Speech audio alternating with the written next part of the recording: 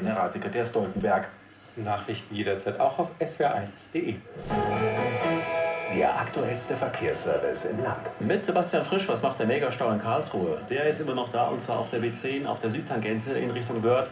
Zwischen der A5 und Maximiliansau 12 Kilometer, dauert über 1,5 Stunden länger hier. Dann gibt es Gefahrenstellen von der A3 Frankfurt Richtung Würzburg, zwischen Wertheim-Lengfurt und Helmstadt liegen Gegenstände. A5 Karlsruhe Richtung Basel, zwischen Appenweier und Offenburg, da liegen Reifenteile. Nochmal A5, jetzt in Richtung Frankfurt, zwischen Bruchsal und Kronau, hier stockt es auf 7 Kilometer. A96 Lindau Richtung München, zwischen Eitrach und dem Kreuzmemmingen 3 Kilometer Stau. B14 Stockach Richtung Rottweil, zwischen dem Abzweig nach Reithaslach und dem Abzweig nach Holzach. Hier ein Unfall, Sie werden hier an der Unfallstelle vorbeigeleitet.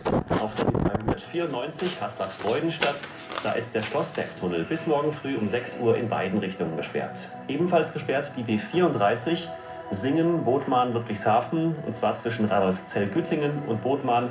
Grund ist ja ein Unfall, in beiden Richtungen die Sperre. LKW sollten das Gebiet weiträumig umfahren. Die B4 Freudenstadt, auch hier ein Unfall zwischen Aumünzach und Kirch.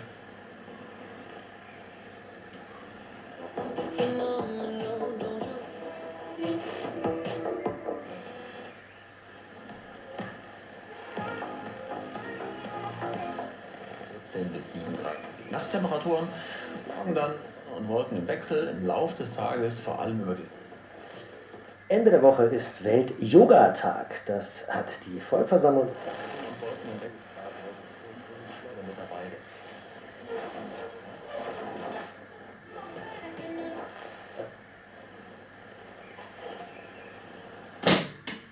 Medium wave.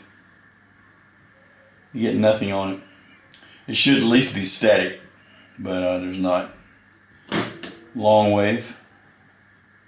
Should be at least static there also, but you get nothing out of it. Well, I just purchased this radio, and so it works on FM. The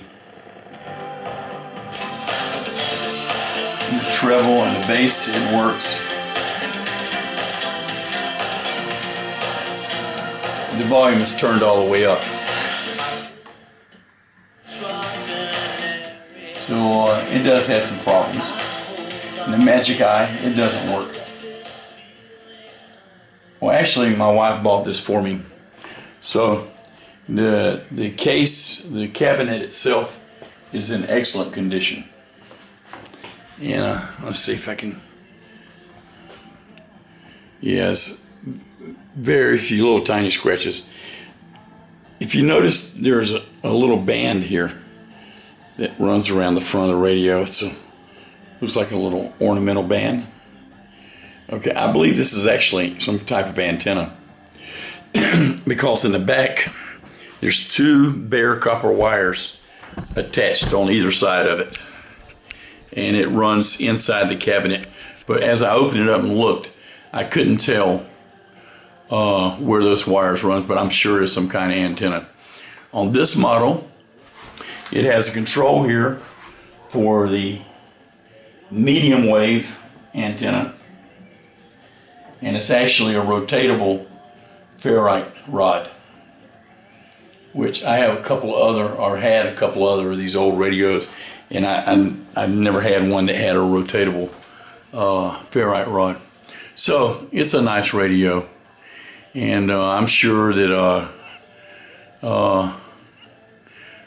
all the capacitors are probably bad in it, and it needs some work, but overall the cabinet's in really good shape. The grill cloth is in good shape. There's very little dust on the inside. There's no rust on it whatsoever, and no cobwebs. This set in a guy's living room or in his den. It's set in there for probably, I don't know. He's 85 years old. His parents, he said his parents bought the radio. And this radio was made from 1955 to 1957. And it's a nice addition to my radio room.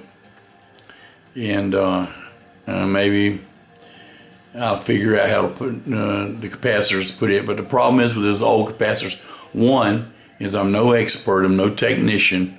I know what a capacitor looks like, but these are old capacitors. And some of them are not marked very well or not very clear. You can't see them. And but on these old radios, it's point-to-point contacts. So it's pretty easy to take one out and to replace it with another one. But I just don't know what capacitors to buy, or even actually where to buy them at.